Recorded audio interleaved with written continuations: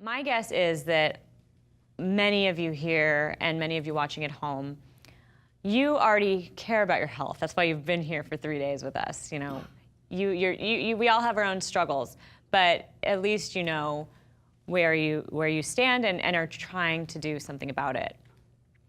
But one of the most difficult things that I think all of us face is dealing with people that we love, people in our families, people that we care about deeply, close friends, and their health problems. You know, in this time that we live in, so many people are struggling with food-related health problems, diabetes, heart disease, hypertension, cancer. And these are some of the most tragic stories anywhere. And I think we've all been touched by one. You know, I think most of us have at least one or two people in our families that have really, really suffered as a result of a lifestyle that they probably didn't even know they were choosing. And at the same time, there's so much emotional baggage around food and health that it can be sometimes crushingly difficult to talk to people about these things. And what I hope to give you in this segment is some tools and a little bit of ammo and a little bit of compassion that can help you reach those people and hopefully start to make some changes in a positive way for their health so that they can be happy, so that they can feel better, and so that they can be with you longer and have better life experiences. So this is something that personally touches me very closely. My mother passed away over 10 years ago in a car accident. And she was actually, ironically, she was the healthy one in the family. I think I got a lot of her genes.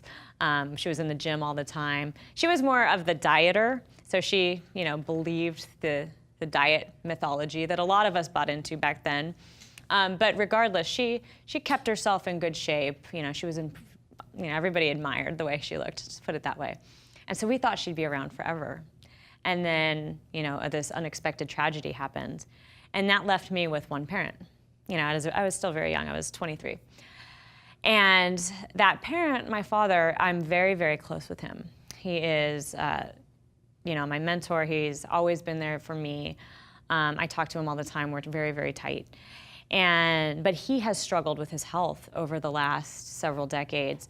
And it was partially caused, I mean, he had health problems before, just like most Americans had sort of fallen into a habit of eating processed foods, relying on a lot of takeout foods. But after my mom passed away, he got very depressed. And the small amount of taking care of himself he used to do went completely away. And he started having very severe health problems as a result. And, you know, for me, like, this was the only real, like, this is my family. This is the last thing I have. And for me, this was a very, very important thing. You know, I study this all the time. It was really easy for me to look at what he was doing and know exactly what he was doing wrong. And he was guzzling fake fruit juice all the time. You know, had a whole cupboard full of little Debbie's treats and little snacks that he would eat. And you know, it was so clear to me that this was killing him, you know. But what are you gonna do, right? Do you tell somebody who's stubborn? Do you tell somebody who's depressed? Do you tell somebody who's sad and you pick that they're doing things wrong and pick a fight with them and try to tell them how to live their lives when they're 30 years older than you, when they're your parent? It's really, really hard. And so I actually have a happy ending to that story that I'll tell you later.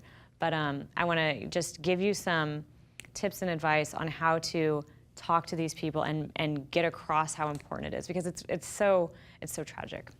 But I do believe there's something we can do. And it all starts again with language.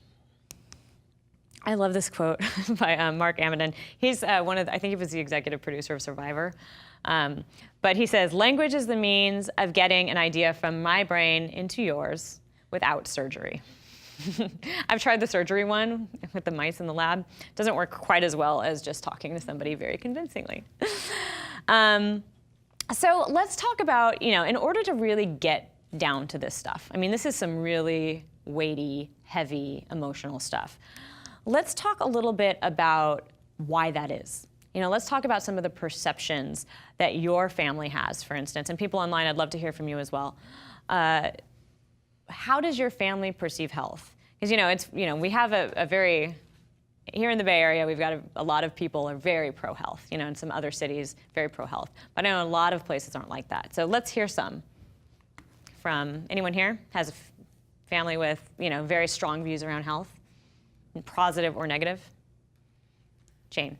I think my middle child, my son, who's almost 26, I think he really looks at it as, I'm young, I can do whatever I want, and it won't catch up with me. Right. So I'm young and invincible. Yes. And this is really scary because we're seeing now, I think that's how you spell it, because as we're seeing now, kids are in a place where they're not going to live as long as their parents for the first time in ever, probably in history, if they don't change their eating habits. So that's a great point. It's like, just because you're young and maybe you're thin now, but the habits you develop, we've seen, can last a lifetime. And it catches up, it caught up to all of us, Anyone else? Lana.